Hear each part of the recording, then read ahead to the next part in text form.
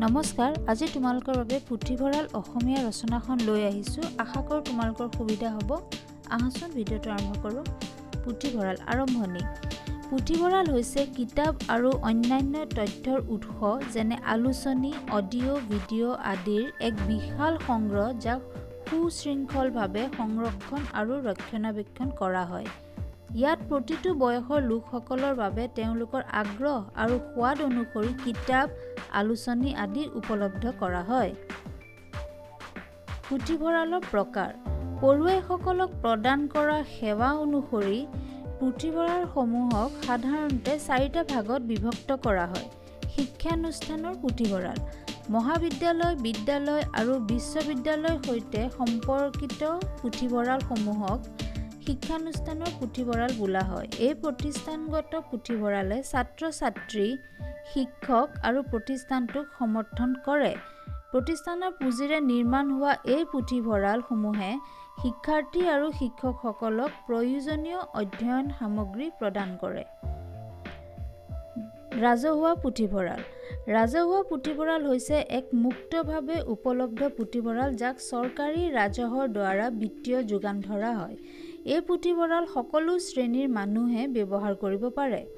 ৰাষ্ট্ৰীয় পুথিভঁৰাল। ৰাষ্ট্ৰীয় পুথিভঁৰাল হৈছে ৰাজ্যিক চৰকাৰে সেই দেশৰ প্ৰাথমিক জ্ঞানৰ উৎস হিচাপে নিৰ্মাণ কৰা এক পুথিভঁৰাল। ৰাজহুৱা পুথিভঁৰালৰ বিপৰীতে এই পুথিভঁৰালবোৰে কেতিয়াও ব্যক্তিজনক কিতাপ ধাৰ ল'বলৈ অনুমতি নিদিয়ে। ব্যক্তিগত পুথিভঁৰাল। ব্যক্তিগত পুথিভঁৰাল হৈছে এজন ব্যক্তিয়ে তেওঁৰ নিজৰ অধ্যয়ন আৰু গৱেষণাৰ বাবে প্ৰতিষ্ঠা কৰা এক পুথিভঁৰাল। এই পুথিভঁৰাল এজন ব্যক্তিয়ে নিজৰ পুঁজিৰে প্ৰতিষ্ঠা কৰে। পৰিচালনাৰ নিয়ম। সকলো পুথিভঁৰালৰ পৰিচালনাৰ এক নিয়মাৱলী থাকে। পুথিভঁৰালত শান্তিপূৰ্ণ অধ্যয়ন পৰিৱেশ বজাই ৰখাৰ প্ৰয়োজন আৰু সেইবাবে তাতে নীৰৱতা ৰাখিব লাগে। আমি পুথিভঁৰালত বহি দিনৰ ভাগত কিতাপ অধ্যয়ন কৰিব পাৰোঁ আৰু প্ৰয়োজন হ'লে কিতাপ ধাৰ ল'ব পাৰোঁ। অৱশ্যে কিতাপ ধাৰ ল'বলৈ এজনক লাইব্ৰেৰী কাৰ্ডৰ প্ৰয়োজন। এই কাৰ্ডত আমাৰ নাম, ফটো আৰু ঠিকনাৰ দৰে সকলো প্ৰয়োজনীয় বিৱৰণ থাকে। পুথিভঁৰালৰ আৱশ্যকতা। পুথিভঁৰাল শিক্ষিত সমাজ এখনৰ উন্নতিৰ বাবে অত্যন্ত প্ৰয়োজনীয়।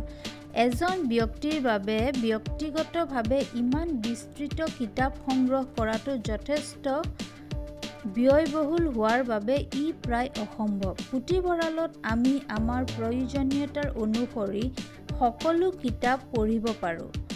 সেই পুথিভঁৰালে মানুহক পঢ়া আৰু জ্ঞান আহৰণৰ অভ্যাস গঢ়িবলৈ আৰু বিকশিত কৰিবলৈ আকৰ্ষিত কৰে। ই পঢ়াৰ বাবে তেওঁলোকৰ তৃষ্ণা বৃদ্ধি কৰে আৰু জ্ঞান সম্প্ৰসাৰিত কৰে।